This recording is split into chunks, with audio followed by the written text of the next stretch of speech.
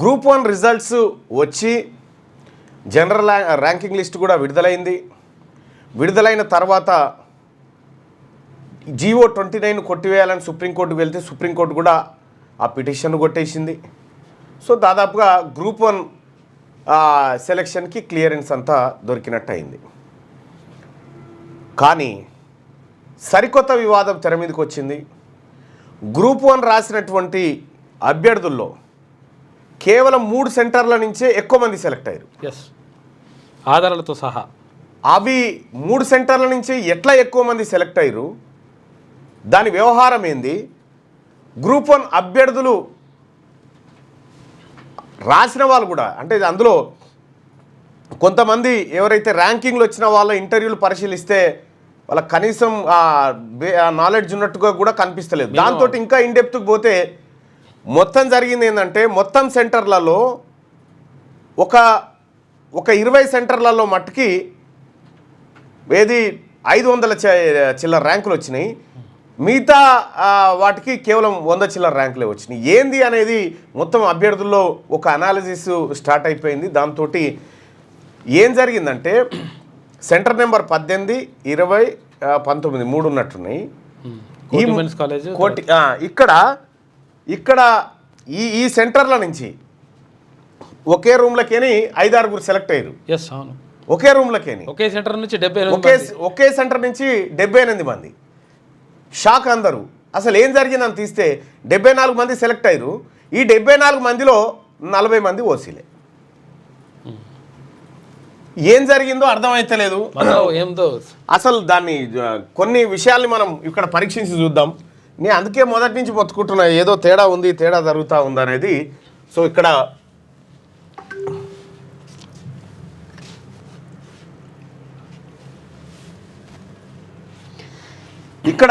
Details of group 1 mains candidates from centre codes 18-19 అంటే సెంటర్లు 18 centre number 18, 19లో ఏం జరిగిందో ఒకసారి చూస్తే ఇందులో మొత్తం 74 మంది సెలెక్ట్ అయ్యారు. ఈ 2 సెంటర్లలోనే 74 మంది.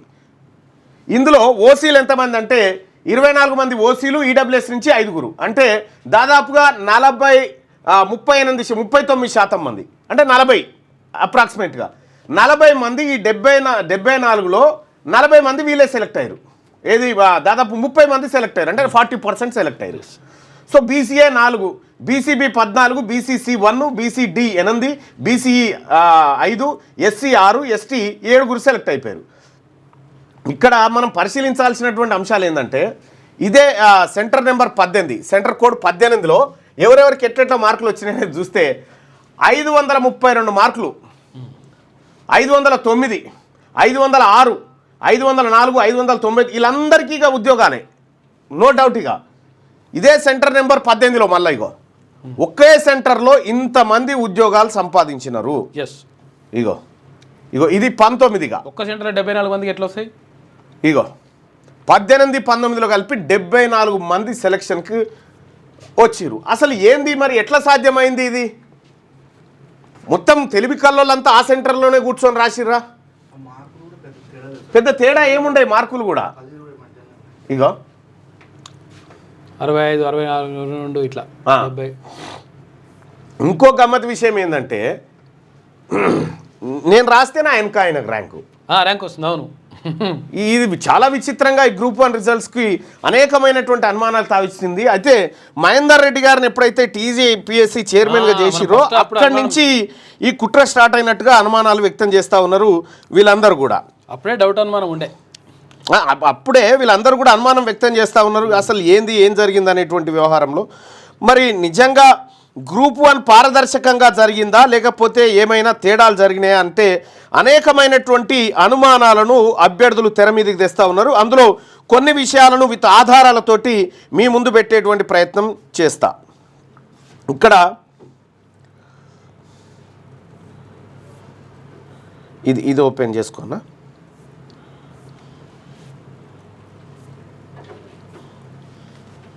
అది ఓపెన్ చేసుకున్నా.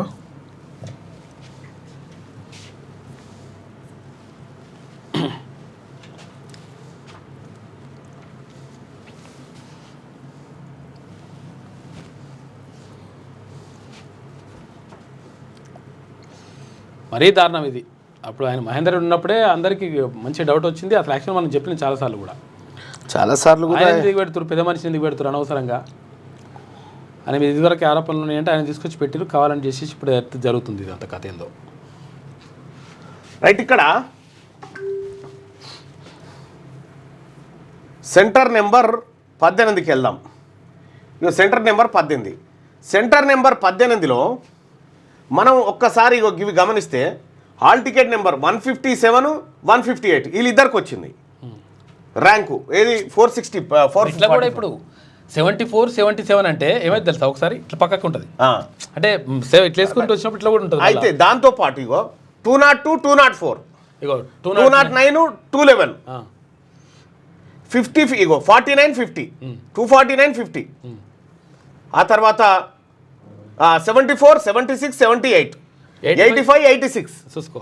89, 90 వీళ్ళందరికీ ర్యాంకులు వచ్చినాయి. 89, 90 అగో 89, 90, 34 ఇగో 39, 41 ఇగో 13, 14 వీళ్ళందరికీ ఏది 18, 19 సెంటర్లో వచ్చినటువంటి ర్యాంకులు ఇవ్వాలి వరుస నెంబర్లు. సో వీటితో పాటు చాలా ఇన్డెప్త్గా అనాలిసిస్ చేసినారు ఎవరు అభ్యర్థులు కొంతమంది.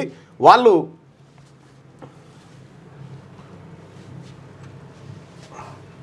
argument evaluation was done fairly across all centers. Prescribed norms ego. Response: if evaluation was fair, why do 83% of toppers who got 450 plus score come from just 20 out of 46 centers? Yes. అంటే నిజంగా evaluation కనుక కరెక్ట్గా ఫేర్గా జరిగితే 83% మంది క్యాండిడేట్లు 450కి ఎక్కువ మార్కులు సంపాదించిన వాళ్ళు కేవలం 20 సెంటర్ల నుంచే వచ్చారు. This indicates evaluation bias or initiate to specific centres. A proper random distribution of top ranks should have been seen across all centres. అన్ని సెంటర్లలోంచి ర్యాంకర్స్ రావాలి వాస్తవానికి. Argument 2, the seating arrangements has no rule in evaluation since answer scripts were anonymized before evaluation. If anonymization was effective, how did 51 adjustment pairs అంటే ఒక number తర్వాత next నెంబర్కి 51 మందికి వచ్చినాయి అట్లా చూసుకో. ఇక ఇట్లా ఈ ఎవిడెన్స్లు అన్నీ పెడుతూ వాళ్ళు క్వశ్చన్స్ రేజ్ చేస్తూ ఉన్నారు. సో దీని మీద ఇక్కడ సెంటర్ 18లో అటెండెన్స్ ఎంత ఉందంటే 721 మంది హాజరైతే 47 మందికి ర్యాంకులు వచ్చినాయి ఒకటే సెంటర్లో. 19వ సెంటర్లో 776 మంది హాజరైతే 41 మందికి ర్యాంకులు వచ్చినాయి. 12వ సెంటర్లో 665 మంది అటెండ్ అయితే 35 మందికి ర్యాంకులు వచ్చినాయి. 28వ సెంటర్లో మొత్తం ఇట్లా కేవలం ఈ సెంటర్లలోనే ఇగో ఇన్ని ర్యాంకులు వచ్చేసినాయి. ఇగో 0 వచ్చిన సెంటర్లు ఉన్నాయి, మొత్తం 0కి 0. Total attendance in all 46 centres 21,085. Total 450 plus selections from all 46 centres 618. అయితే ఈ 20 సెంటర్లలోంచే ఎట్లా సెలెక్ట్ అయ్యారు, మిగతా నుంచి ఎందుకు కాలేదు అనేది వాళ్ళు లేవనెత్తున్నటువంటి అటు ఇటు అవుతుంది వేరే విషయం. కానీ ఒక్కటే సెంటర్ నుంచి మొత్తం వచ్చేసి ఇంకో సెంటర్లో మొత్తం ఖాళీ ఎట్లుంటుంది లెక్క? ఇగో 18 సెంటర్ నెంబర్ 18 నుంచి ఇగో ఇంతమంది సెలెక్ట్ అయ్యారు. ఇటు దాకుంది లెక్క. 19 నుంచి ఎంతమంది అయ్యారు చూసుకో. 450 అబోవ్ మార్క్స్ వచ్చినటువంటి వాళ్ళు. ఇట్లా దాదాపుగా ఒక 30 పేజీల డాటా తీసినారు వీళ్ళు. సెంటర్ కోడ్ 18లో ఇగో ఎంతెంత ర్యాంకు సంపాదించారు. ఇగో 202, 204, 209, 211, ఇగో 249, 250, 274, 276, 278, 286. ఇగో అన్ని పక్కకు ఉన్నటువంటి వాళ్ళకు ర్యాంకులు ఎట్లు వచ్చినాయి. ఇగో 622కి వచ్చింది, 624కి వచ్చింది. Just 1% in between the two. Centre number 19లో ఇగో 24, 25, 65, 67. ఎంత ఎనాలిసిస్ చేసిరు వీళ్ళకి రాలే మళ్ళీ ఇప్పుడు చేసిన ఇంత కష్టపడు. 23, 25కి వచ్చింది. ఇంత అన్యాయం చూడరు. నాకు తెలిసి వీళ్ళు అందుకోసమే చెప్తాను, గ్రూప్ 1లో మాత్రమే ఓసీలు ఎక్కువ వచ్చిరు. 44% సీట్లు గ్రూప్ 1లో వీళ్ళు కొట్టిరు. గ్రూప్ 2, గ్రూప్ 3లో కూడా అదే పర్ఫార్మెన్స్ ఉండాలిగా, ఆడలేదు. ఆడలేవు, అన్నిట్లో ఉండాలి కదా, ఉంటే అన్నిట్లో ఉండాలిగా, లేవు. అందుకే మొదటి నుంచి మొత్తుకుంటా ఉన్నా ఏదో జరుగుతుందిరా బాబు, ఏదో జరుగుతుందని చెప్పి. ఇది మళ్ళీ గుట్టు సప్పుడు కాకుండా ఎవ్వనికి అనుమానం రాకుండా మహేందర్ రెడ్డి గారు ఎంటర్ అయ్యిండు, వ్యవహారం నడిపించి వెళ్ళిపోయాడు, బుర్ర వెంకటేశం మీద నూకితే ఆయన రిజల్ట్. ఈ మార్కులు పెట్టేది ఏదో ఫస్టే పెట్టలే, మళ్ళా దాంట్లో మతలబు జరిగింది. ఎవరి దాని మార్కులు పెడతామని చెప్పారు ఫస్ట్ ఎవరి దాని మార్కులు పెట్టేసి తర్వాత అందరి మార్కులు పెట్టిరు. అంటే ఫస్ట్ అందరి మార్కులు పెట్టేసి అయిపోతుంది. 20, 22, 84, 86, 67, 68 ఇట్లా వరుసగా పక్క కూర్చున్న వాళ్ళకి ర్యాంకులు ఎట్లా వస్తున్నాయి? 504, 505 అనాలిసిస్ రాసిండ్రు వాళ్ళు చూస్తున్నాం.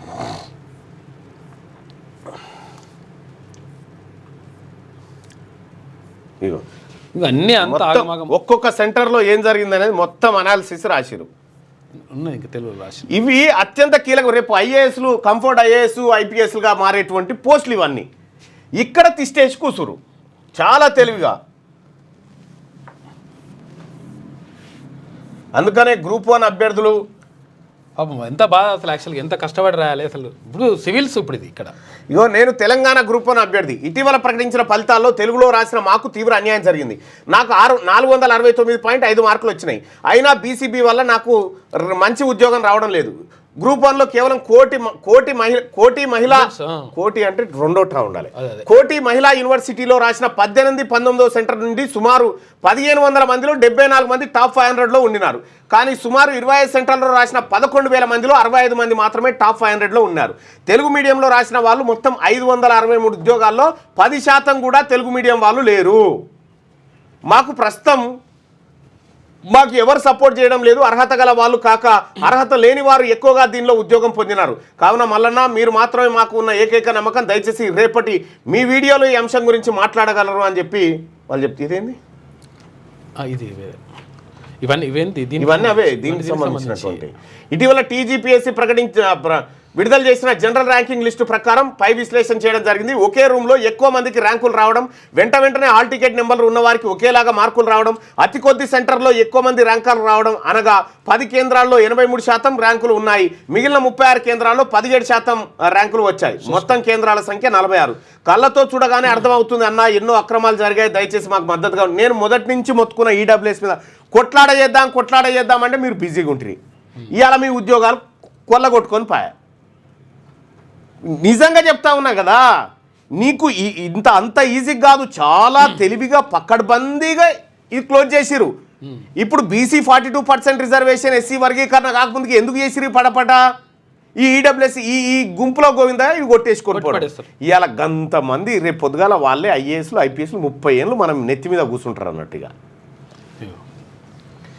నమస్కారం అన్న. తెలంగాణ గ్రూప్ 1 పరీక్షలో అనేక అక్రమాలు చోటు చేసుకున్నాయి. కానీ మాకు ఎవరు అండగా నిలబడడం లేదు. దయచేసి మా సమస్యను ప్రభుత్వం దృష్టికి తీసుకెళ్లగలరు. ప్రభుత్వం దృష్టికి తెలియదా? ప్రభుత్వానికి ఇదంతా జరిగింది. మహేందర్ రెడ్డిని పెట్టింది ప్రభుత్వం కాదా? నేను ఆయాలనే మొత్తుకున్నావా? నా పాత వీడియోలు చూడండి. గ్రూప్ 1 ప్రిలిమ్స్ పరీక్ష 3 సార్లు నిర్వహించారు. అయితే మొదటి 2 సార్లు ప్రిలిమ్స్లో రిజర్వేషన్ అమలు చేసి మూడోసారి ప్రిలిమ్స్లో జీవో 29 తీసుకొచ్చి రిజర్వేషన్ తీసివేయడం జరిగింది. ఇది పూర్తిగా రాజ్యాంగ విరుద్ధం.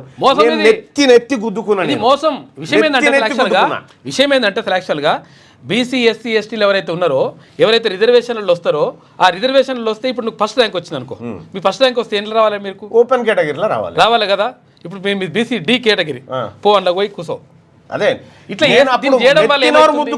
మొత్తుకున్నా మీరు బిజీగా ఉండి, మీరు చదువుల్లో ఉండి మీరు పట్టించుకోలే. కానీ ఎంత అన్యాయం చూడరు. ఈ 29 జీవో అనేటువంటిది కొంతమంది వాళ్ళ పేర్లు ఉన్నాయి కానీ జీవో 29 తీసుకొచ్చి రిజర్వేషన్ తీసివేయడం జరిగింది. ఇది పూర్తిగా రాజ్యాంగ విరుద్ధం. ఇది ఏ కోర్టు అయినా చూడగానే ఆక్షేపించాలి. కానీ అలా జరగడం లేదు. ఎందుకో అర్థం కావట్లేదు. గ్రూప్ 1 పైన వేసిన అన్ని కేసులను బంగాళాఖాతంలో తొక్కి గ్రూప్ 1 ఫలితాలు ఇచ్చి నియామకాలు చేపడతామని బహిరంగంగా ప్రకటిస్తున్నారు. ఈ మాటల ద్వారా న్యాయ వ్యవస్థ ఎవరి చేతిలో ఉందని అనుకోవాలి. కనీసం ఒక్క జడ్జి కూడా నిజాయితీ పరుడు లేడా? ఇంత తీవ్రమైన వ్యాఖ్యానాలను పరిగణలో తీసుకొని విచారించలేరా?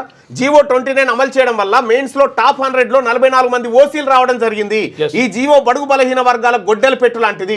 టీజీపీఎస్సీ విడుదల చేసిన జీఆర్ఎల్ లిస్టును పరిశీలిస్తే కామన్ సెన్స్ ఉన్న ఎవరికైనా అర్థమవుతుంది అందులో పెద్ద స్కామ్ జరిగిందని. 25 కేంద్రాల్లో వచ్చిన ర్యాంకుల కన్నా ఒక కోటి ఉమెన్స్ కాలేజీలో వచ్చిన ర్యాంకుల సంఖ్య 74. 25 కేంద్రాలలో కలిపి 68 మంది ర్యాంకులు వస్తే కోటి ఉమెన్స్ కాలేజీలో వచ్చిన ర్యాంకులు 74. ఒకటే సెంటర్లో. ఎక్కువ వెంటనే ఉన్న ఆల్ టికెట్ నెంబర్లు కలిగి వారికి ఒకే రకమైన మార్కులు రావడం, దాదాపు 6 కేంద్రాల్లో 0 ర్యాంకులు రావడం, ఇవన్నీ కోర్టుకు సాక్ష్యాధారాలు, ఎవిడెన్స్ కావా. కళ్ళ ముందే ఇంత అన్యాయం జరుగుతుంటే న్యాయ వ్యవస్థ కనీసం స్పందించలేకపోతుంది. ఇక మా గోడు ఎవరికి చెప్పుకోవాలి? తెలుగు మీడియం వాళ్లకు చాలా అన్యాయం జరిగింది, అది తక్కువ మార్కులు వచ్చాయి. కానీ ఉర్దూ మీడియంలో కేవలం 9 మంది రాస్తే 7గురికి ర్యాంకులు వచ్చినాయి. జీవో 29 రద్దు చేయాలి. మొన్న నిర్వహించిన మెయిన్స్ పరీక్షలోని ప్రశ్నలను పరిశీలిస్తే అది 2022లో తయారైనది. అయితే అది లీక్ అయిన పేపర్ కాబట్టి మెయిన్స్ను పూర్తిగా రద్దు చేసి మళ్ళీ నిర్వహిస్తే అందరికి న్యాయం జరుగుతుంది. సోదరులారా, నిరుద్యోగ సోదరులారా, నేను చెప్తా ఉన్నా, అధికారం కనుక మన చేతిలో ఉంటే, ఆ బెత్తం మన చేతిలో ఉంటే ఇట్లనే అవుతుందా? ఇట్లా అవుతుందా? ఇంత మోసం అయితే ఇంత. అందుకే బీసీ సోదరులకు, బీసీ నిరుద్యోగులకు చెప్తా ఉన్నా, అధికారం ఒక్కటే మార్గం, ఈ అన్ని సమస్యలకు పరిష్కారం అదే. బీసీల చేతికి అధికారం అనేది అత్యంత ఆవశ్యకం. ఇది వస్తే ఖచ్చితంగా బీసీలకు అధికారం వస్తే దీని మీద ఇప్పుడు 2016లో పశ్చిమ బెంగాల్లో టీచర్ నియామకాల్లో అక్రమాలు జరిగినాయని చెప్పి సుప్రీంకోర్టు 26,000 మంది టీచర్లను తీసేసింది 10 ఏళ్ల తర్వాత. రేపు పొద్దుగాల బీసీల అధికారం వస్తే జరిగేది కూడా ఇదే. దీని మీద ఎంక్వైరీ జరగాలి. సంబంధించి తప్ప అని తెలుసు, కోర్టులకు కూడా తెలుసు, కానీ కోర్టులు తీసి పక్కకు పెట్టి పడేసినాయి. మీకు అందుకోసమే బీసీ ముఖ్యమంత్రి ఉంటే టీజీపీఎస్సీ చైర్మన్ బీసీ ఉంటాడు, పారదర్శకంగా ఉంటుంది.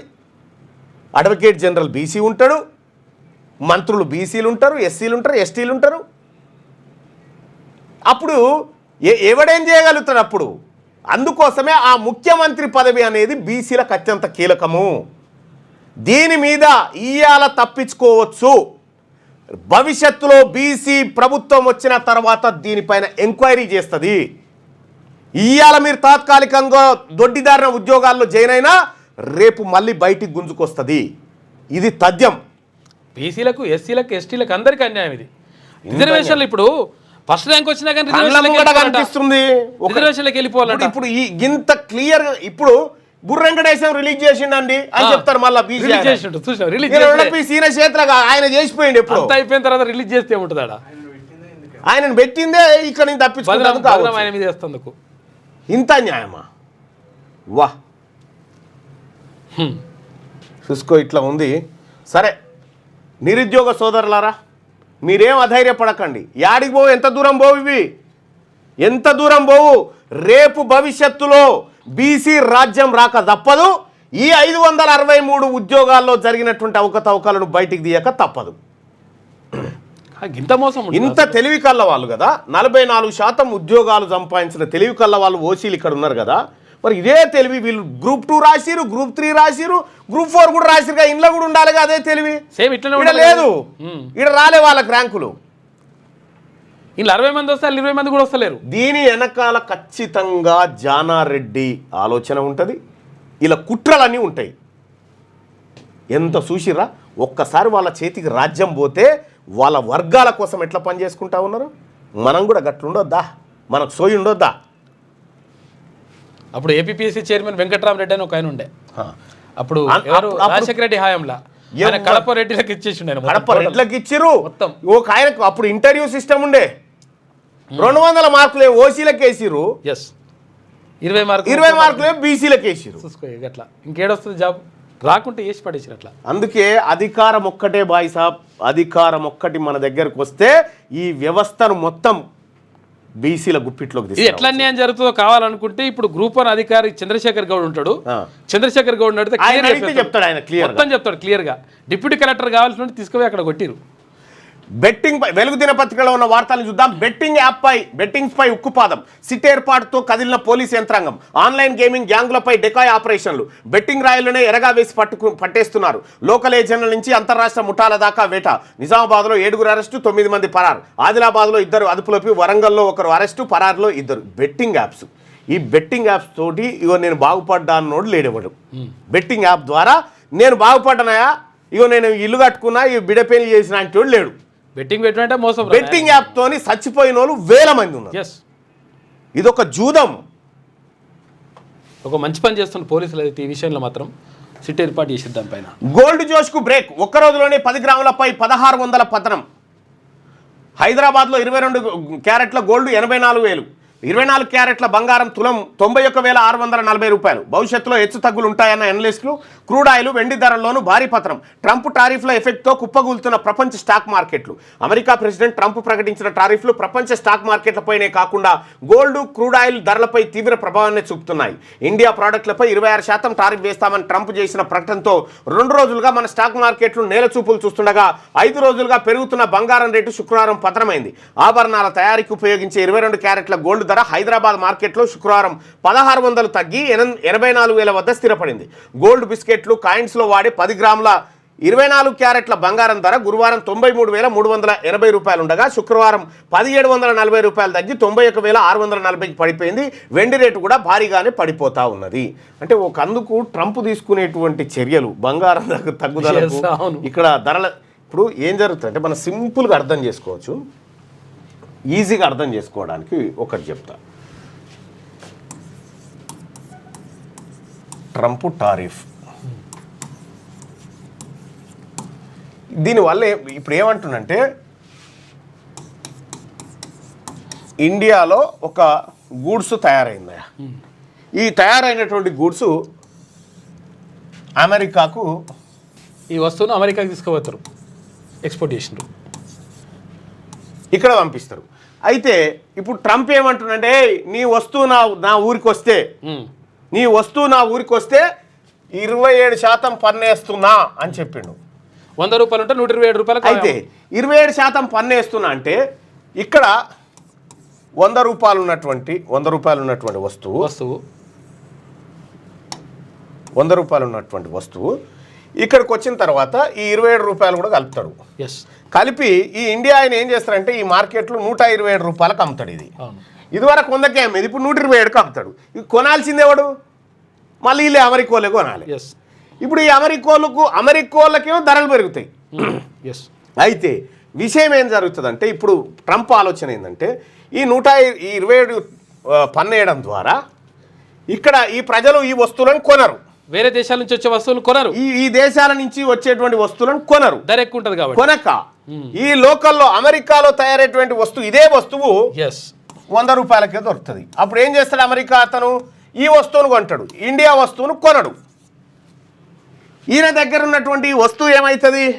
ఈ వస్తువు స్టాక్ పెరిగిపోతుంది, డిమాండ్ పడిపోవడంతో ఈడ 100 కారుకి ఎక్స్పోర్ట్ చేస్తే ఆయన 80కే ఈడ అమ్ముతాడు అన్నట్టు ఇండియాలో. ఇక్కడ ధరలు తగ్గుతాయి, ఇక్కడ ఏది ఇంపోర్ట్ చేసుకునేటువంటి వస్తువుల మీద ధరలు పెరుగుతాయి లోకల్. దీనివల్ల ఏమవుతుంది? ఇక్కడ అమెరికాలో ఉత్పాదక రంగం పెరుగుతుంది అమెరికాలో.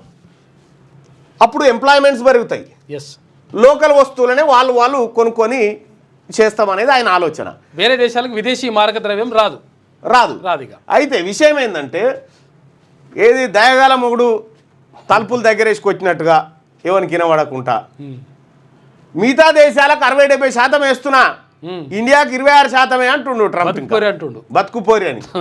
అయితే విషయం ఏంటంటే ఇండియా మార్కెట్ చాలా పెద్ద మార్కెట్, ప్రపంచంలోనే అత్యధిక జనాభా ఉన్నటువంటి ఇండియా అన్ని దేశాలకు పెద్ద మార్కెట్, ఇంక్లూడింగ్ చైనా, అన్ని దేశాలకు కూడా పెద్ద మార్కెట్. కాబట్టి ఇండియా సహజంగా ఏం చేస్తుంది ఈ ఇంపోర్ట్ ట్యాక్సెస్ ఎక్కువ వేస్తుంది, ఇంపోర్ట్ చేసుకుంటే ట్యాక్సెస్ ఎక్కువ వేస్తుంది వాటి వస్తువులపైన. అయితే మరి ఈ ఇండియా మార్కెట్ లేకుండా ఈ మార్కెట్లు స్థిరంగా ఉండగలుగుతాయా అంటే ఇండియా మీద డిపెండ్ అయ్యాల్సిందే. కాబట్టి ఇండియాలో ఉన్నటువంటి విస్తారమైన మార్కెట్ను దృష్టిలో పెట్టుకొని ట్రంప్ జర్రంతా ఇట్లా వాళ్ళకేమో కొర్రా దెబ్బ కొడితే వీళ్ళకేమో చెప్ప దెబ్బ కొట్టినట్టుగా ఇట్లా చేసింది. వాస్తవం ఏంటంటే అమెరికాలో ట్రంప్ తీసుకున్నటువంటి నిర్ణయాలు ఏవైతే ఉన్నాయో ఈ నిర్ణయాల వల్ల ఆర్థిక మాంద్యం ఏర్పడవచ్చు. అంటే ప్రజలకు కొనుగోలు శక్తి తగ్గిందనుకో, ఇప్పటికిప్పుడైతే ఈ వస్తువును తయారు చేసి ఇవ్వలేడు కదా. కాబట్టి ప్రజలకు కొనుగోలు శక్తి తగ్గినప్పుడు ఆర్థిక మాంద్యాలు వస్తాయి.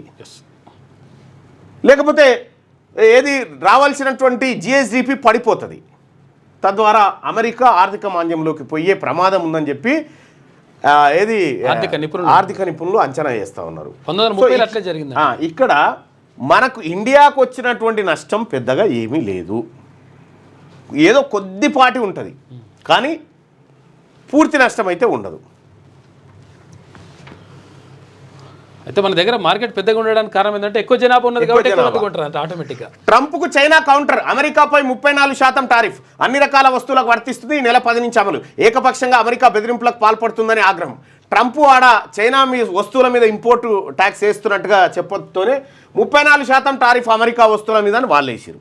అంతే, అన్ని రకాల వస్తువులకు వర్తిస్తుంది, ఈ నెల 10 నుంచి అమలు. ఏకపక్షంగా అమెరికా బెదిరింపులకు పాల్పడుతుందని ఆగ్రహం వ్యక్తం చేసిన ట్రైనా. ఇక ఇప్పుడు ఏమంటున్నాడు ట్రంప్, ఆఫర్లు ఇస్తే ఆలోచిస్తా, సుంకాలపై చర్చించేందుకు మేము రెడీ అని మళ్ళీ డొనాల్డ్ ట్రంప్. మళ్ళా గది కథ. నటుడు మనోజ్ కుమార్ కన్నుమూత. బాలీవుడ్ నటుడు మనోజ్ కుమార్ 87 సంవత్సరాలు ఉంటాడు. అనారోగ్యంతో శుక్రవారం కన్నుమూశారు. 1937లో జన్మించిన ఆయన అనేక దేశభక్తి సినిమాల్లో నటించారు. 2015లో ఆయనకు దాదా సాహెబ్ పాల్కే అవార్డు దక్కింది. రైట్గా మన చదువులు మారాలి, స్కిల్స్ పెంపొందించేలా విద్యా విధానం ఉండాలి. రూట్ మ్యాప్ రెడీ చేయండి, విద్యా కమిషన్కు సీఎం రేవంత్ ఆదేశం. పిల్లలకు ప్రాథమిక దశ నుంచే బలమైన పునాదులు వేయాలి. భాషా విషయ పరిజ్ఞానం 2 ముఖ్యమే. సమగ్ర విద్యా విధానం రూపొందించండి. వివిధ సంఘాలు, విద్యావేత్తలు, మేధావులతో చర్చించాలని సూచన. విద్యా వ్యవస్థలో తీసుకురావాల్సిన సంస్కరణలపై సీఎం సమీక్ష. ప్రాధాన్యం లేని కోర్సులు బంద్ పెట్టండి, డిమాండ్ ఉన్న కొత్త కోర్సులు ప్రారంభించండి. వీసీలతో రివ్యూ మీటింగ్లో సీఎం ఆదేశం. మారుతున్న అవసరాలకు తగ్గట్టు మన చదువులు మారాల్సిన అవసరం ఉందని సీఎం రేవంత్ రెడ్డి అన్నారు. విద్యార్థుల్లో జీవన నైపుణ్యాలు పెంపొందించేలా విద్యా విధానం ఉండాలని, ఇందుకోసం రూట్ మ్యాప్ రూపొందించాలని విద్యా కమిషన్ ఆదేశించారు. ప్రస్తుతం విద్యా వ్యవస్థలో లోపాలు తీసుకురావాల్సిన సంస్కరణలు అనే అంశంపై విద్యా కమిషన్ సభ్యులు విద్యాశాఖ అధికారులతో శుక్రవారం హైదరాబాద్లోని కమాండ్ కంట్రోల్ సెంటర్లో సీఎం రివ్యూ నిర్వహించారు. ఈ సందర్భంగా సీఎం రేవంత్ రెడ్డి మాట్లాడుతూ విద్య అంటే నిత్య జీవితంలో ఉపయోగపడే స్కిల్స్ నేర్పించేదిగా ఉండాలన్నారు. విద్యార్థులకు భాషతో పాటు విషయ పరిజ్ఞానం పైన మంచి పట్టు రావాలి. లాంగ్వేజ్ సబ్జెక్ట్ 2 ముఖ్యమే. ఇందుకోసం ఎంత ఖర్చు పెట్టేందుకైనా సర్కార్ సిద్ధంగా ఉంది. సమగ్ర విద్యా విధానం కోసం రూట్ మ్యాప్ రూపొందించండి అని అధికారులను ఆదేశించారు. ఈ సమగ్ర విద్యా విధానం కేవలం పేపర్పై మాత్రమే కనిపిస్తే సరిపోదు, క్షేత్రస్థాయిలో అమలు చేసేందుకు అనుకూలంగా ఉండాలి. ప్రస్తుత ఎడ్యుకేషన్ సిస్టంలో ఎలాంటి లోపాలు ఉన్నాయి, మనం ఎలాంటి మార్పులు తేవాలనేది ఆలోచించండి. అంగన్వాడీలు, ప్రాథమిక పాఠశాల స్థాయిలో తీసుకురావాల్సిన మార్పులై సమాజంలో వివిధ సంఘాలు, ప్రముఖులతో చర్చించండి అని చెప్పి ముఖ్యమంత్రి రేవంత్ రెడ్డి గారు సూచన చేసిండు. అయితే మనం ఎంత ఖర్చుకైనా వెనకాడమంటే పెట్టిన బడ్జెట్ ఏమో మోతాదు పెడుతుంది. భారతదేశంలోనే అత్యంత తక్కువగా విద్య కోసం ఖర్చు పెడుతున్న రాష్ట్రం మనదేనా. మరి మాటలకు మనం పెట్టే ఖర్చుకు పొంతన ఉండలేదు. రైట్, ఇక్కడ తెలంగాణ రాష్ట్రంలో సర్కారు విద్య బాగుపడాలి. సార్లు క్వాలిఫైడ్ సార్లే ఉన్నారు, అవస్థాపన సౌకర్యాలు ఉన్నాయి. లోపమేడు ఉందంటే ఎన్రోల్మెంట్ దగ్గర ఉంది. అందుకే స్థానిక సంస్థల ఎన్నికల్లో పోటీ చేసేటువంటి అభ్యర్థులు ఎవరైతే ఉంటారో 3 పిల్లల నిబంధన ఎత్తేసి ఖచ్చితంగా వీళ్ళ పిల్లలు ప్రభుత్వ పాఠశాలలో చదివేటట్టు చూడాలి. ఆ నిబంధన తీసుకొస్తే బాగుపడతాయి. సర్వరోగ నివారణది. ఇక సర్పంచ్ కొడుకు సర్కారు బల్లి ఉన్నాక సర్పంచ్ ఇచ్చిపెడతాడు ఆ స్కూల్ను, మంచిగా చేసుకుంటాడు. ఆటోమేటిక్గా మంచిగా ఎత్తురా లేదా చూసుకుంటాడు. ఆటిజం బాలికపై రేపు. ఇక రక్సెల్ సికింద్రాబాద్ సూపర్ ఫాస్ట్ ఎక్స్ప్రెస్ రైల్లో ఓ యువకుడు 12 ఏళ్ల ఆటిజం బాలికపై అత్యాచారానికి పాల్పడ్డాడు. అర్ధరాత్రి వాష్రూమ్కి వెళ్లిన బాలిక నోరు మూసి అగాయిత్యానికి ఒడిగట్టినాడు. ఉరిదీయాలి కొడుకులు ఒక్కొక్కరిని. హైదరాబాద్ ఎమ్మెల్సీ ఎన్నికకు బీఆర్ఎస్ దూరం, పోటీ చేస్తే ఓడుతామనే వెనుకంజ, ఓటింగ్లో పాల్గొనడము అనుమానమే. ఎమ్మెల్సీ ఎన్నికలకు వరుసగా దూరం అవుతున్న గులాబీ పార్టీ. బీజేపీ తరఫున గౌతమ్ రావు, మజ్లిస్ తరఫున మిర్జా రియాజ్ నామినేషన్లు. మరో 2 ఇండిపెండెంట్లు దాఖలు. ముగిసిన నామినేషన్ల ప్రక్రియ. ఎంఐఎంకు కాంగ్రెస్ మద్దతు, మజ్లిస్ వర్సెస్ బీజేపీగా పోరు. ఈ నెల 23న పోలింగ్, 25న కౌంటింగ్. రాష్ట్రంలో వరుసగా మరో ఎమ్మెల్సీ ఎన్నికకు బీఆర్ఎస్ దూరమైంది. కొద్ది రోజుల కింద జరిగిన ఒక గ్రాడ్యుయేట్ 2 టీచర్ ఎమ్మెల్సీ ఎన్నికల్లో పోటీ చేయని గులాబీ పార్టీ తాజాగా హైదరాబాద్ లోకల్ బాడీ ఎమ్మెల్సీ ఎన్నికల బారి నుంచి తప్పుకున్నది. పోటీ చేసినా గెలిచే పరిస్థితి లేకపోవడంతోనే ఎన్నికలకు బీఆర్ఎస్ దూరంగా ఉందనే చర్చ నడుస్తున్నది. మరోవైపు అధికార పార్టీ కాంగ్రెస్ మజ్లిస్కు మద్దతిస్తున్నది. నామినేషన్లకు శుక్రవారం గడువు ముగియడం, ప్రధాన పార్టీలైన కాంగ్రెస్ బీఆర్ఎస్ ఎన్నికలకు దూరంగా ఉండడంతో హైదరాబాద్ లోకల్ బాడీ ఎమ్మెల్సీ ఎన్నికల్లో పోరు మజ్లిస్ వర్సెస్ బీజేపీగా సాగనుంది. మజ్లిస్ తరఫున ఇటీవల ఎమ్మెల్సీగా పదవీకాలం ముగిసిన మిర్జా రియాజ్ ఉల్ హసన్ ఎఫెండి నామినేషన్ దాఖలు చేయగా బీజేపీ తరఫున గౌతమ్ రావు నామినేషన్ దాఖలు చేశారు. అయితే ఈ ఎన్నికల్లో హైదరాబాద్ లోకల్ బాడీ ఎమ్మెల్సీ ఎన్నికల్లో ఇటు కాంగ్రెస్ బీఆర్ఎస్ 2 దూరంగానే ఉంటున్నాయి. కాంగ్రెస్కు బలం లేదు, బీఆర్ఎస్కు సరిపోదు, బీజేపీకి గెలిచే పరిస్థితి లేదు. ఎంఐఎం గెలవడం ఆడ ఖాయం దాదాపుగా. కాకపోతే పోటీ ఇవ్వాలని చెప్తే పెడుతున్నారు. అయితే ఎంఐఎంకు కాంగ్రెస్ మద్దతు ఇస్తా ఉన్నట్టుగా తెలుస్తా ఉంది. మరి బీఆర్ఎస్ కూడా మద్దతు ఇచ్చింది అనుకో. ఎంఐఎంకు బీఆర్ఎస్ కాంగ్రెస్ మద్దతు ఇస్తే బీజేపీ వాళ్ళు ఏమంటారు, అవి చూసినా వాళ్ళిద్దరు ఒకటే అంటారు అట్లా. సో కాబట్టి ఈ ఎన్నికల్లో బీఆర్ఎస్ దూరంగా ఉండే అవకాశం కనిపిస్తూ ఉంది. మజ్లిస్కు కాంగ్రెస్ మద్దతు ఇచ్చేటువంటి అవకాశం స్పష్టంగా కనిపిస్తా ఉంది. 7 సభ్యులు అయితే సరిపోతుంది వాళ్ళకు, ఎంఐఎం వాళ్ళకు. ఇక ముంబై మళ్ళీ ఓడింది. ముంబై ఇండియన్స్ మళ్ళీ బోల్తా కొట్టింది. శుక్రవారం జరిగిన మ్యాచ్లో 12 రన్స్ తేడాతో లక్నో చేతిలో ఓడిపోయింది. తొలుత లక్నో 20 ఓవర్లలో 203 స్కోర్ చేయగా ముంబై ఓవర్లన్నీ ఆడి 191 రన్కు చేసి ఓడిపోయింది. రెడ్డిగా గ్రూప్ 1 నియామకాలకు తొలగిన అడ్డంకులు జీవో 29ని రద్దు చేయాలని పిటిషన్ కొట్టివేసిన సుప్రీంకోర్టు. ఇప్పటికే జనరల్ ర్యాంకింగ్ విడుదల చేసిన టీజీపీఎస్సీ అప్పుడు వస్తేనేమో ఇంకా గానే కాలేదే తొందర ఎందుకు అన్నది. ఇప్పుడు పోతేనేమో ర్యాంకింగ్ ఇచ్చేసిరా ఇప్పుడు ఎందుకు టైం అయిపోయింది, దగ్గరికి వచ్చింది. త్వరలో 1:2 నిష్పత్తిలో సర్టిఫికెట్ల పరిశీలన అంటూ ఒక వార్త. మోసం అసలు యాక్చువల్గా ఇచ్చిన మాట నిలబెట్టుకున్నాం. యాదాద్రి ప్లాంట్ నిర్వాసితులకు ఉద్యోగాలు ఇచ్చాం. Deputy CM Bhatti Vikramarka. ఇక గత బీఆర్ఎస్ సర్కార్ పట్టించుకోలే, ప్రభుత్వమే యువతకు అండగా ఉన్నదని వ్యాఖ్య. 112 మందికి నియామక పత్రాలు ఇచ్చిండ్రు. యాదాద్రి థర్మల్ ప్లాంట్ భూ నిర్వాసితులకు ఇచ్చిన మాట నిలబెట్టుకున్నామని డిప్యూటీ సీఎం భట్టి విక్రమార్క అన్నారు.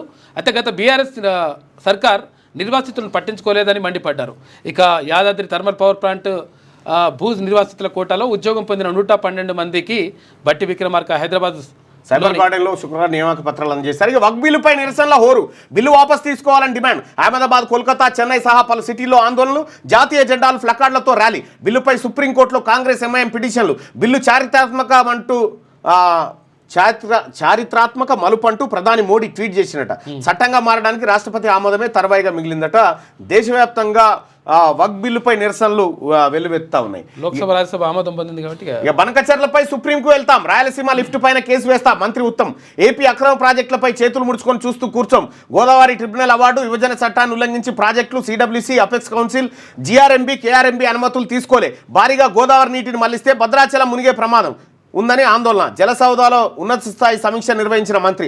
త్వరలోనే legal expert, advocate general, irrigation అడ్వకేట్లతో మీటింగ్ అంటూ ఒక వార్తను చూస్తూ ఉన్నాం. ఉత్తమ్ కుమార్ రెడ్డి గారు బనకచర్లపై సుప్రీంకోర్టుకు వెళ్తామని చెప్పి చెప్తా ఉన్నాడు. ఏపీ అక్రమ ప్రాజెక్టులపైన. ఇక ఇతర గ్రహాలపైన టారిఫ్లు వేద్దామా అని చెప్పి మస్క్ అంటా ఉన్నాడు. వేస్తారు ఎలాన్ మస్క్. ఈయన మనుషులు లేని ఐలాండ్ పైన కూడా టారిఫ్ వేస్తారట. ఇది నిరుద్యోగులకు కాదు, సామాన్య జనానికి అర్థమయ్యేటి. గ్రూప్ 1లో ఇదేమో గ్రూప్ 1, ఇది గ్రూప్ 2.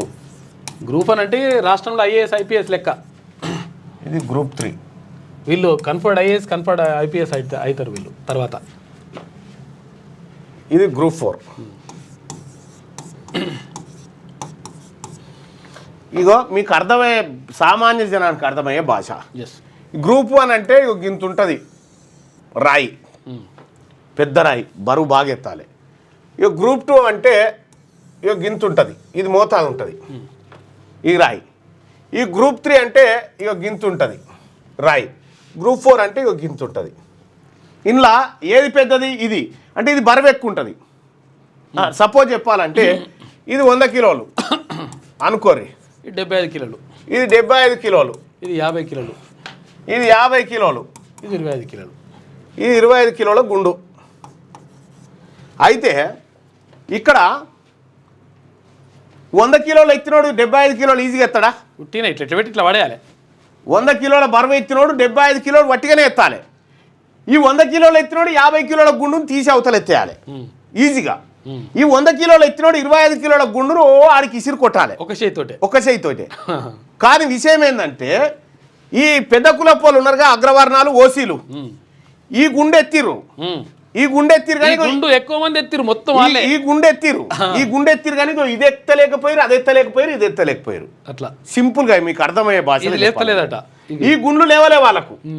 25 కిలోలు లేవలే కానీ 100 కిలోలు లేపిండ్రు వాళ్ళు. అట్లా 100 కిలోలు అందరు లేపిరు. మళ్ళా అందరు లేపిరు. 100 కిలోలు అందరు లేపిరు, 25 కిలోలు లేపలే. చూసుకో.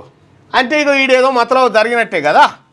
మీకు అల్కగా అర్థం కావడానికి, పెద్దోళ్ళకి అర్థం కావడానికి, గ్రామస్తులకు అర్థం కావడానికి చెప్తా ఉన్నాయి. జాబులు కొడితే ఈ జాబ్ వచ్చిన వాళ్ళకి ఈ జాబులు ఈజీగా రావాలి.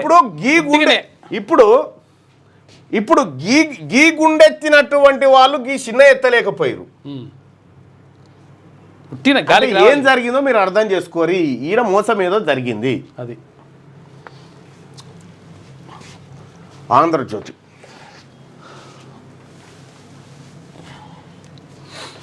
మోదీ యూనస్ భేటీ బంగ్లాదేశ్లో హిందువుల భద్రతకు భరోసా ఇవ్వాలి, ప్రజాస్వామ్య సుస్థిర సమ్మిళిత శాంతియుత బంగ్లాదేశ్కు భారత్ మద్దతు ఉంటుంది, అక్రమ చొరబాట్లను అడ్డుకోవాలని చెప్పేసి ప్రధాని మోడీ అంటున్నాడు. షేక్ హసీనా అప్పగింతపై చర్చించిన యూనస్ ఇక బిమ్స్టెక్ను బలోపేతం చేద్దాం 21 సూత్రాల ప్రణాళికను ప్రతిపాదించిన మోడీ. రైట్గా 10 ఏళ్ళు 20,000 కోట్లు బీఆర్ఎస్ హయాంలో ప్రభుత్వ భూముల అమ్మకాల తీరిది. పర్యావరణం విధ్వంసం, జలవనరుల నిర్మూలన, ఆకాశ ఆర్మాలతో కాలుష్య ట్రాఫిక్ సమస్యలు అప్పటి లెక్కలన్నీ తీస్తున్న రేవంత్ సర్కార్ ప్రజల ముందు నుంచి బీఆర్ఎస్ను నిలదీయాలని యోచన. కేటీఆర్ భూములు వెనక్కి వ్యాఖ్యలపై గరంగరం. వెనక్కి తీసుకుంటామంటే పరిశ్రమలు ఎలా అని ప్రశ్న. హైదరాబాద్ ఇమేజ్ దెబ్బతింటుందని ఆందోళన. బీఆర్ఎస్ హయాంలో జరిగిన కోకాపేట భూముల వేలం రద్దుకు నిరుద్యోగుల ధర్నా అంటూ కేటీఆర్పై ఫైర్. ఇక్కడ వాళ్ళు ఇప్పుడు తక్కువ రేవంత్ మాటలు నమ్మి 400 ఎకరాల భూమిలో అంగుళం కూడా కొనకండి, 3 ఏళ్ల తర్వాత అధికారంలోకి వచ్చేది మేమే, అప్పుడు ఆ భూముల్ని వెనక్కి తీసుకుంటాం, కాంగ్రెస్ సర్కార్ చెప్పిందని ఎవరైనా కొంటే డబ్బులు నష్టపోతారు అంటూ గురువారం మాజీ మంత్రి కేటీఆర్ చేసిన వ్యాఖ్యలపై ముఖ్యమంత్రి రేవంత్ రెడ్డి మండిపడుతున్నారు. కేసీఆర్ 10 ఏళ్ల పాలనలో ప్రభుత్వ భూముల అమ్మకాలపై వివరాలు ఇవ్వాల్సిందిగా అధికారులను ఆదేశించారు. ఆయా భూముల అభివృద్ధి క్రమంలో జరిగిన పర్యావరణ విధ్వంసం, గుట్టలు, నీటి వనరుల నిర్మూలన వంటి వివరాలను తెప్పించుకుంటున్నట్టుగా తెలుస్తూ ఉంది. అలాగే బీఆర్ఎస్ పార్టీ కార్యాలయం సహా అస్మదీయ సంస్థలకు ఎంత విలువైన భూములు కేటాయించింది. ఇగో అధికారంలో ఎవరుంటే వాళ్ళు అప్పనంగా పప్పు బెల్లాలు లెక్క పంచుకోరు. అందుకే బీసీలకు అధికారంలోకి రావాలి, వస్తే ఇవన్నిటికీ చెక్కు పడుతుంది. విద్యార్థులకు వర్సిటీలు భవిష్యత్తుకు కల్పించాలి, మార్కెట్లో డిమాండ్ ఉన్న కోర్సులను బోధించాలి, విద్యార్థులే కేంద్రంగా యూనివర్సిటీలు పనిచేయాలి, ప్రొఫెసర్లకు పునరావాస కేంద్రాలుగా మారవద్దు, సమగ్ర మార్పులతో విధానపత్రం రూపొందించండి, వీసీలతో భేటీ, విద్యా కమిషన్ సమీక్షలో సీఎం. ఇక నకిలీ ఫోటోలు వీడియోలపై సీఎం ఆగ్రహం. కంచగచ్చిబౌలి భూ వివాదంలో ప్రభుత్వ ప్రతిష్టను దెబ్బతీస్తున్న వారిపై కేసులు పెట్టండి, పోలీసు ఉన్నతాధికారిని ఆదేశించిన సీఎం. ఇక్కడ ఫస్ట్ ఒక నైట్ పూట నెమళ్ళు జింకలు అరుస్తున్నట్టుగా ఒకటి వేసిరు. అది కేవలం 10 సెకండ్లే అరిచింది, తర్వాత అరవలే. అది మార్ఫింగ్ వీడియో అనేది అందరికీ తెలుసు.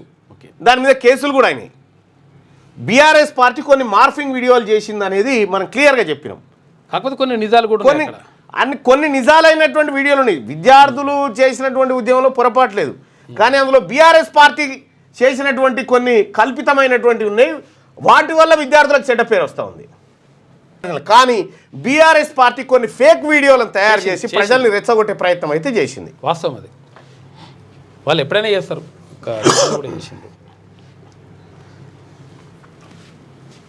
నీట్పై తమిళనాడు బిల్లు తిరస్కరణ ఆమోదించని రాష్ట్రపతి ద్రౌపది ముర్ము.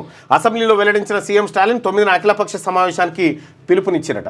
ఇక కంచగచ్చిబౌలి నివేదికపై కసరత్తు. ఉదయం డిప్యూటీ సీఎం భట్టితో సీఎస్ సమావేశం, సాయంత్రం భట్టి మంత్రి పొంగులేటి భేటీ. సుప్రీంకు సమర్పించాల్సిన నివేదికపై చర్చ చేస్తా ఉన్నారట. ఇక ఫార్మా పైన సుంకాలు, దాంతోపాటు సెమీకండక్టర్ల పైన త్వరలో విధిస్తామని చెప్పేసి ట్రంప్ అంటున్నాడు. మునుపెన్నడు లేని స్థాయిలో ఉంటాయని వెల్లడి. అద్భుత ఆఫర్లతో వచ్చే దేశాలతో సుంకాలపై సంప్రదింపులకు సిద్ధంగా ఉన్నామని స్పష్టీకరణ. ఐఫోన్లు, ఐప్యాడ్ల ధరలు 30 నుంచి 43% పెరిగే ఛాన్స్. అమెరికాపై 34% అదనపు సుంకం వేసిన చైనా. భారత మార్కెట్లు పతనం, ఫార్మా షేర్లు కుదేలు. 930, 345 పాయింట్ల మేర సెన్సెక్స్, నిఫ్టీ డౌన్. 18 లక్షల కోట్లు కోల్పోయిన ప్రపంచ కుబేర్లట. భారీగా నష్టపోయిన జుకర్బర్గ్, జెఫ్ జోసెస్, మస్కట. మేము విధించిన సుంకాలు మాకు శక్తినిచ్చాయి. ఇప్పుడు అన్ని దేశాలు మమ్మల్ని సంప్రదిస్తున్నాయి. మేము చేసిన పని వల్ల కలిగిన గొప్ప ప్రయోజనం ఇదే. ఈ సుంకాలు మళ్ళీ అమెరికాను డ్రైవర్ సీట్లో కూర్చోబెడతాయని చెప్పేసి అంటున్నాను. ఇది ఆంధ్రజ్యోతిలో ఉన్నటువంటి వార్తలు. ఒకసారి తెలంగాణ శనార్థి తెలంగాణలో ఉన్న వార్తలను చూద్దాం. హైదరాబాద్ ఎమ్మెల్సీ పతంగి ఖాతాలోకి. ఎంఐఎం గెలుపు నల్లేరు మీద నడకే. భాగ్యనగర్ ఎమ్మెల్సీ మొత్తం ఓట్లు 117. ఎమ్మెల్యే కోట, కొత్త ఎమ్మెల్సీల ఓట్లు అదనం. హైదరాబాద్ జిల్లా కార్పొరేటర్ల మొత్తం ఓట్లు 84. వీరిలో 2 మృతి, మరో 2 ఎమ్మెల్యేలుగా ఎన్నిక. ప్రస్తుత కార్పొరేటర్ల ఓట్లు 80. చదవన్న ఎమ్మెల్యేలతో కలిపి 115 ఉన్నాయి. ఇక ఎంఐఎం బలం 52 ఉంది. పోటీ నుంచి తప్పుకున్న కాంగ్రెస్, బీఆర్ఎస్, బీజేపీ, ఎంఐఎం అభ్యర్థులే నామినేషన్. బీఆర్ఎస్ కాంగ్రెస్ ఓట్లు గంపగుత్తగా బీజేపీ పడితేనే ఆ పార్టీ అభ్యర్థి గెలిచే ఛాన్స్. బీఆర్ఎస్ కాంగ్రెస్ ఓట్లు గంపగుత్తగా పడితే, లేకపోతే హైదరాబాద్ బాద్షా పతంగే. ఇక ఇప్పుడే స్టార్ట్ అయిపోయింది చూడు. కాంగ్రెస్, బీఆర్ఎస్ 2 ఒకటే. రాష్ట్రంలో ఈ 2 పార్టీలు కుమ్మక్కు రాజకీయాలు చేస్తున్నాయి. హైదరాబాద్ ఎమ్మెల్సీకి కాంగ్రెస్, బీఆర్ఎస్ నామినేషన్లు. హైదరాబాద్ ఎమ్మెల్సీకి కాంగ్రెస్, బీఆర్ఎస్లు నామినేషన్లు వేయకపోవడం విడ్డూరంగా ఉంది. కేంద్ర హోంశాఖ సహాయ మంత్రి బండి సంజయ్. 3 వారాలు సమయం ఇస్తున్నాం, ఆ లోపు కేసు రికార్డులు అందజేయండి. వామన్ రావు దంపతుల హత్య కేసులో తెలంగాణ సర్కార్కు సుప్రీం ఆదేశాలు. రికార్డుల పరిశీలన తర్వాత కేసును సిబిఐకి ఇవ్వాలా వద్దా అనేది తేల్స్తామని చెప్పి ఆ కేసు మళ్ళా తిరగదోడారు. ఇక స్టాలిన్కు చుక్కెదురు నీట్ వ్యతిరేక బిల్లు తిరస్కరణ. బిల్లును తిరస్కరించిన రాష్ట్రపతి ముర్ము దక్షిణాదిని అవమానించడమేనన్న స్టాలిన్. ఏసీబీకి చిక్కిన గుమ్మడిదల ఇరిగేషన్ ఎన్ఓసీ కోసం ₹1,00,000 డిమాండ్. ఏసీబీని ఆశ్రయించిన బాధితుడు ఏఈ రవికిషోర్ని రెడ్ హ్యాండెడ్గా పట్టుకున్న ఏసీబీ అధికారులు. ఇక టెక్స్టైల్ పార్కులో స్థానికులకు ఉద్యోగాలు. పార్క్ అభివృద్ధిపై సీఎం ప్రత్యేక దృష్టి. అభివృద్ధి పనులను యుద్ధ ప్రాతిపదికన చేపట్టాలి. మంత్రి దుద్దిల్ల శ్రీధర్ బాబు. ఇక ఉత్తమ విద్యా వ్యవస్థే లక్ష్యం. ఎంత వ్యయమైనా వెనకాడబోం. బడ్జెట్లో పైసలే పెట్టకపోతే ఇంకా వెనకాడినాం ఆల్రెడీ. ఎప్పుడు విద్యా వ్యవస్థలో తెలంగాణ అగ్రగామిగా ఉండాలి. మెరుగైన విద్యా వ్యవస్థ రూపకల్పన చేయాలి. జీవన నైపుణ్యాలు పెంపొందించే దిశగా ఉండాలి. విద్యా కమిషన్ సీఎం రేవంత్ రెడ్డి ఆదేశాలు. విద్యా వ్యవస్థలో లోపాలు సంస్కరణలపై సమీక్ష. ఇక గ్రూప్ 1 నియామకాలు లైన్ క్లియర్. జీవో 29ని సుప్రీంలో సవాల్ చేసిన అభ్యర్థులు విచారణ చేపట్టిన న్యాయస్థానం. పిటిషన్ కొట్టివేస్తూ ఉత్తర్వులు జారీ. యువతకు ప్రభుత్వం అండ. ఏడాదిలో 59,000 ఉద్యోగాలు కల్పించాం. యువత ఉపాధికి 9,000 కోట్ల రూపాయలు వెచ్చిస్తున్నాం. రాజీవ్ వికాసంతో ఉపాధి దొరుకుతుంది. డిప్యూటీ సీఎం బట్టి విక్రమార్క యాదాద్రి థర్మల్ పవర్ స్టేషన్కు భూ నిర్వాసితులకు ఉద్యోగ నియామక పత్రాలు అందజేసింది. సోనియా వ్యాఖ్యలపై దుమారం. వక్ఫ్ బిల్లులతో విభజనకు యత్నిస్తున్నారన్న సోనియా. లోక్సభలో తీవ్ర అభ్యంతరం వ్యక్తం చేసిన బీజేపీ సోనియా క్షమాపణ చెప్పాలని డిమాండ్. అమెరికా సుంకాలపై చర్చించాలన్న ప్రతిపక్షాలు. లోక్సభ రాజ్యసభ నిరవధిక వాయిదా. వక్ఫ్ బిల్లుపై న్యాయ పోరాటం. సుప్రీంకోర్టును ఆశ్రయించిన కాంగ్రెస్ ఎంఐఎం. ఇక మతపరమైన స్వయం ప్రతిపత్తికి దెబ్బ. వక్ఫ్ భూములు లాక్కునే కుట్ర అంటూ ఆరోపణలు చేస్తున్నారు. భద్రాద్రికి గవర్నర్ సీఎం. ఈ నెల 6న రేవంత్, 7న గవర్నర్ జిష్ణుదేవ్ రాక. సీఎం గవర్నర్ల పర్యటనపై అధికారులతో కలెక్టర్ పాటిల్ సమీక్ష. పకడ్బందీ ఏర్పాటు చేయాలని ఆదేశాలు. రాములవారి కళ్యాణానికి సంబంధించింది కావచ్చు. సో ఇది ఇట్లా ఉంటే ఒకసారి పల్లవి దినపత్రికలో ఉన్నటువంటి వార్తలు చూద్దాం. మైనార్టీలకు రక్షణ కల్పించండి. అక్రమ వలసను నియంత్రించండి. ప్రధాని మోడీతో బంగ్లాదేశ్ చీఫ్ అడ్వైజర్ భేటీ. ఇక బిమ్స్టెక్ సదస్సు సందర్భంగా బ్యాంకాక్లో సమావేశం. అక్కడ మైనార్టీలు హిందువులు. బంగ్లాదేశ్లో ధోనితో ఐపీఎల్కు క్రేజ్ అని చెప్పి ఈయన పేరు ఏదో ఉండే క్రిస్ గేల్. రైట్గా బీఆర్ఎస్ కాంగ్రెస్ది ఫెవికాల్ బంధం అని చెప్పి బండి సంజయ్ ఎమ్మెల్సీ ఎన్నికల దృష్టి నేపథ్యంలో విమర్శించిన వార్తను చూస్తాం. ఉత్తమ విద్యకు కొత్త పాలసీ. స్టూడెంట్లో విషయ పరిజ్ఞానం పెరిగేలా పాలసీ ఉండాలి. విద్యాశాఖను ఆదేశించిన సీఎం రేవంత్ రెడ్డి అంటూ విద్యాశాఖ పైన నిన్న సమీక్ష నిర్వహించిన సందర్భంలో అయితే గత ముఖ్యమంత్రి సమీక్షలో నోటీసులేవు విద్యాశాఖ మీద. ఇంకా ఈ నయమే. అడ్డగోలు హామీలు ఇచ్చి భూములు అమ్ముడేంది. ఇక హెచ్సికు చెందిన 400 ఎకరాల 400 ఎకరాలు అమ్మాలనే పిచ్చి ప్రయత్నాలు మానుకోవాలి. కాంగ్రెస్ సర్కార్పై BJP MP Etela Rajender fire అయ్యాడు.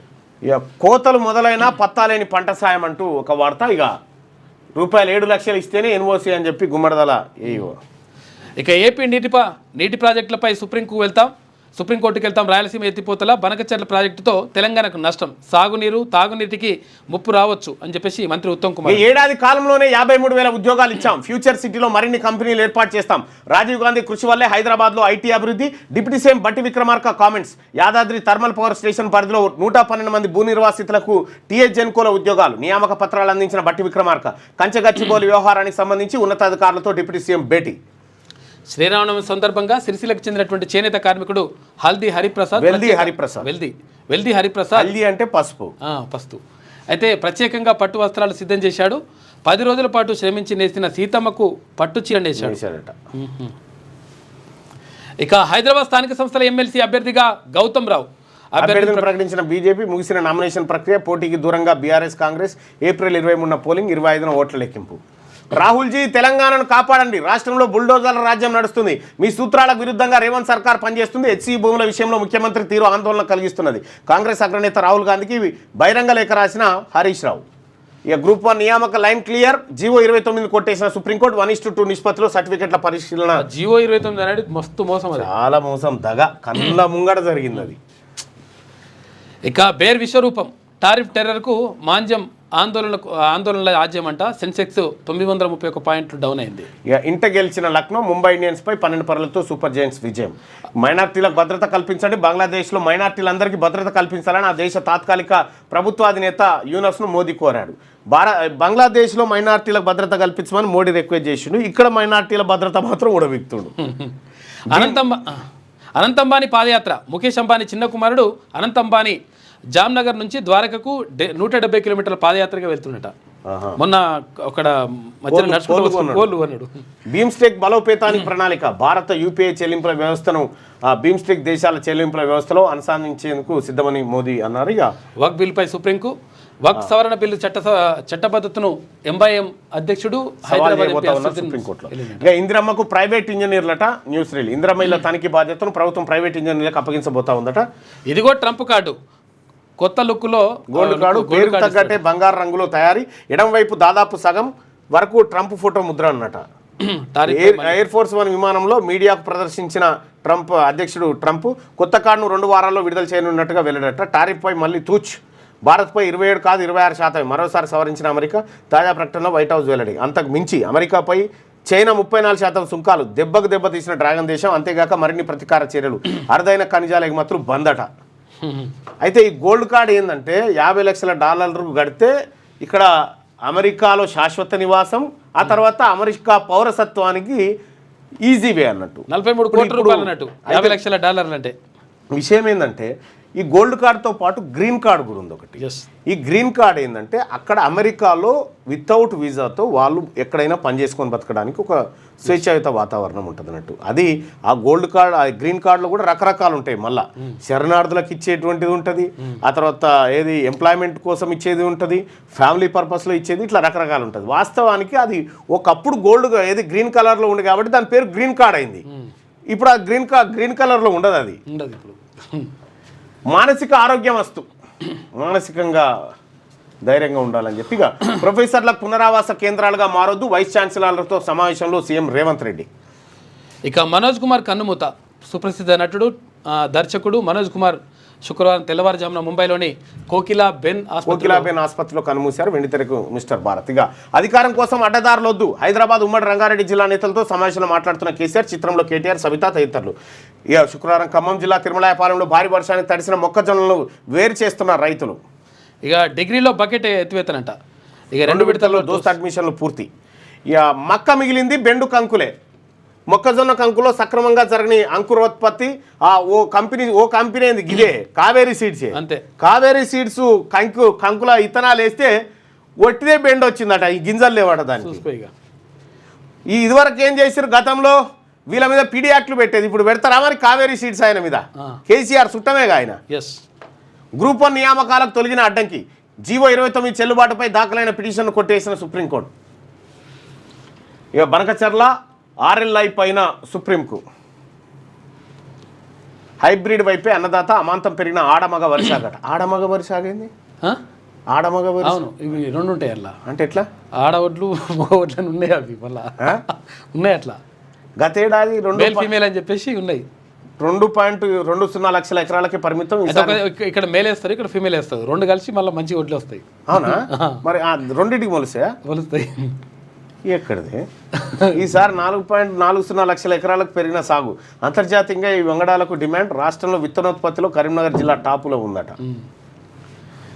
ఇక ప్రీ వెడ్డింగ్ షూట్ గిరిజనపల్లె ముస్తాబు. భద్రాచలంలోని గిరిజన మ్యూజియం ప్రాంగణంలో ఆదివాసీ జీవితాన్ని ప్రతిబింబించే థీమ్తో సెట్ ఏర్పాటు చేశారట. ఇతర దేశాలు ట్రంప్ సుంకాల జోరు దేశాలన్నీ బేజారైతా ఉన్నాయట. ఉంటాయి, ఇది ఇంకోటి వేస్తారు, 2 కలిసి మంచిగా పంట పండుతాట. గట్టిగా ఒకసారి ఈనాడు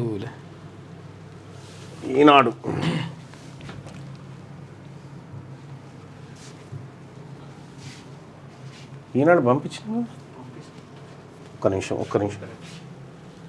ఈనాడు దయచేసి మార్నింగ్ న్యూస్ చూస్తున్నటువంటి మిత్రులారా ఈ న్యూస్ను లైక్ చేయండి, షేర్ చేయండి. సిద్ధగౌని యుద్ధ వీరుడు సిద్ధగౌనికి ఆగు.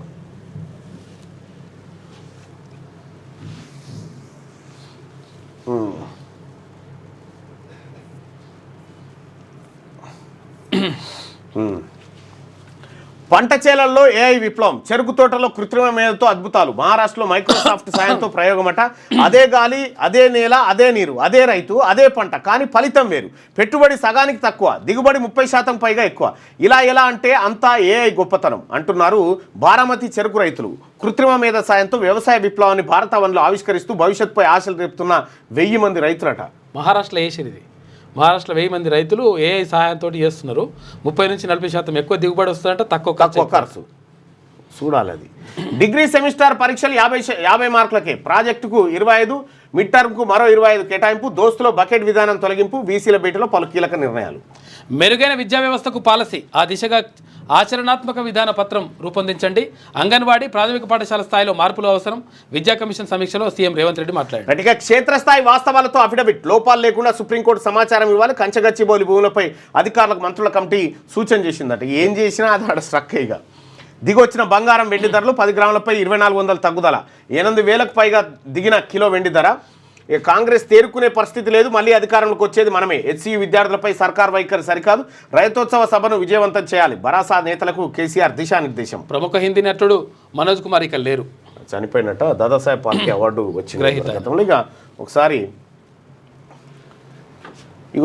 ఇదిగో గోల్డ్ కార్డ్ అంటూ ఒకటి అమెరికాకు చైనా జలకిచ్చిందట. పాపం అనిపించడం లేదా? ఉన్నాయి, నిజంగానే ఉన్నాయి. ఇవి అవే లేకపోవడం ఉన్నాయి 100%. మచ్చల జింక మరణ మాంగమూలమట. అక్కడ హెచ్సిలో ఉన్నాయి, నెమళ్ళు ఉన్నాయి, కుక్కలు కలిసి ఇప్పుడు ఎంత పెద్ద అడవి చూడు ఇది. అవునవును, ఎంత సాపేసి పడేసారు. అది అడవే కాదన్నారు, వాస్తవానికి అది చాలా దట్టమైన అడవి అన్నారు. అబద్ధమే సిగ్గుపడేలా, అవి సెంట్రల్ యూనివర్సిటీ భూములు కావన్నారు. చెట్లు పెరిగితే అడవి అవుతుందా అని ఏలన చేశారు. జింకలు లేవన్నారు, నెమళ్ళు ఎక్కడైనా ఉంటాయన్నారు. ఇప్పుడేమో ఎకో పార్క్ కోసమేనంటూ కొత్త డ్రామా అంటూ ఒక వార్త. ఇప్పుడు తెలంగాణ రాష్ట్ర ప్రభుత్వము అందులో జింకలు లేవని చెప్పలేదు, నెమలు లేవని చెప్పలేదు. కొంతమంది బీఆర్ఎస్ గుంటనక్కల వల్ల ఈ ప్రాబ్లం వస్తుందని చెప్పారు. ఇవి జింకల గుంటనక్కలు అని చెప్పింది మిమ్ములను. అంతే అంతే. 400 ఎకరాలకు 30,000 కోట్లు వస్తాయని అంచనా. ఓ ఫార్మా రియల్ కంపెనీతో 150 ఎకరాలకు అవగాహన. వర్సిటీ భూములు అమ్మితేనే రేవంత్ సర్కార్ పూట గడిచేది. వర్సిటీ భూములపైకి వందలాది బుల్డోజర్లతో దండయాత్ర. ఇప్పటికే దాదాపు 100 ఎకరాలకు పైగా చెట్లు కూల్చివేత. సుప్రీంకోర్టు జోక్యంతో సర్కార్ గొంతులో వెలక్క. నష్ట నివారణ కోసం ఎకో పార్క్ పేరిట నయా నాటకం ఆడుతా ఉన్నది. ఇప్పుడు మీరనే అర్హత లేదు. ఇప్పుడు విషయం ఏంటంటే భూములు అమ్మొద్దు, కరెక్ట్. మీరు బీఆర్ఎస్ పార్టీకి ఎక్కడ అర్హత? ఎకరాలు కథం చేసి మీరు ఎంతాగం చేసిరు. అశోకవనం చేస్తారు హైదరాబాద్ ను. ఇప్పుడు జీవో పరిధిలో ఎంత కొట్టేస్తారు. శాంతి జపం చేస్తారు, మళ్ళీ శాంతి జపం. ఇక డైవర్షన్ తో డీప్ డ్యామేజ్. సినిమా వాళ్లకు రాజకీయాలు ఎందుకు? హెచ్సియు భూములతో మీకేం సంబంధం? వ్యక్తిగత ప్రచారం కోసం ప్రభుత్వాన్ని విమర్శిస్తారా? ఓ ప్రొడ్యూసర్ కు ముఖ్య నేత ఫోన్, ఎడాపిడా వాయింపట. ఆ ప్రొడ్యూసర్ పేరు చెప్తే అయిపోతుంది. డైవర్షన్ తో డీప్ డ్యామేజ్ అట. Grok track. కాంగ్రెస్ పాలనలో రేవంత్ ప్రభుత్వ డైవర్షన్ పాలిటిక్స్. రాష్ట్రంలో సమస్యల నుంచి దృష్టి మళ్లించేందుకు హెచ్సియు వివాదాన్ని తెరమీద తెచ్చిన సర్కార్ నెటిజన్ల ప్రశ్నలకు ఏఐ చాట్బాట్ గ్రోక్ విశ్లేషణ చేస్తూ ఉందట. ఇక కాంగ్రెస్ పాలనలో వలసల బాట. ఖాళీ అవుతున్న గోదావరి తీర గ్రామం బెస్తపల్లి అంట. బీఆర్ఎస్ పాలనలో కాళేశ్వరంతో బ్లీచింగ్ పౌడర్ కు పైసలు లేవు, మంచినీటి ట్యాంకులు కడగలేని దుస్థితి, పంచాయతీలకు నిధుల విడుదల కరువు. మీ కాలం నుంచే సురువైంది పంచాయతీల పతనం. గుక్కెడు నీటికి బండి వెనక బండి కట్టి పోతా ఉన్నారట. ఇక సన్నాల ధర ఢమాల్. వారం కింద క్వింటాల్ సన్నవడ్ల ధర 2,500, ప్రస్తుత మార్కెట్లో 2,200 అంట. దాటన్ రేటు. సన్న బియ్యం నో స్టాక్, మరో గ్యారంటీ అట్టర్ ఫ్లాప్. మొదలుపెట్టిన 2వ రోజే నిలిచిపోయిన సన్న బియ్యం పంపిణీ అట. ఎంతుంటే గంతిస్తారు, ఇస్తారు. ఏమున్నది? ప్రిలిమ్స్ పాస్ అయినా 3 మార్కులే. గ్రూప్ 1 మెయిన్స్ మూల్యాంకనంపై అభ్యర్థుల విస్మయం. 6 పేపర్లు మొత్తం 900 మార్కులు. చాలా మందికి వచ్చినాయి 2, 3, 6, 8, 9. జనరల్ ఇంగ్లీష్లో 72 మార్కులు వచ్చిన అభ్యర్థికి 6 పేపర్లో వచ్చినవి 3. అద్భుత మూల్యాంకనం అంటే ఇదేనా? టీజీపీఎస్సీని ప్రశ్నిస్తున్న నిరుద్యోగులు. డిగ్రీలో బకెట్ సిస్టమ్ రద్దు, మళ్ళీ దోస్తు విధానం తీసుకురాన్న ఉన్నత విద్యామండలి. గ్రూప్ 1 టాపర్లో 13 మంది ఏపీ వారు ఉన్నారట. అవును, ఏందో కథ ఏందో ఈ లెక్కేందో పోరి. అదైతే అర్థమైతలేదు. గ్రూప్ 1లో మాత్రం తీవ్రంగా అన్యాయం జరిగినటువంటి మాట స్పష్టంగా కనిపిస్తా ఉంది. యువకులారా, మీ అందరు గుర్తు పెట్టుకోరు, ఇవాళ చెప్తున్నా. ఈ అన్ని సమస్యల పరిష్కారానికి ఒకే ఒక్క మార్గం, బీసీల చేతికి రాజ్యాధికారం, సర్వరోగ నివారణ. Thank you so much. చూస్తూనే ఉండండి.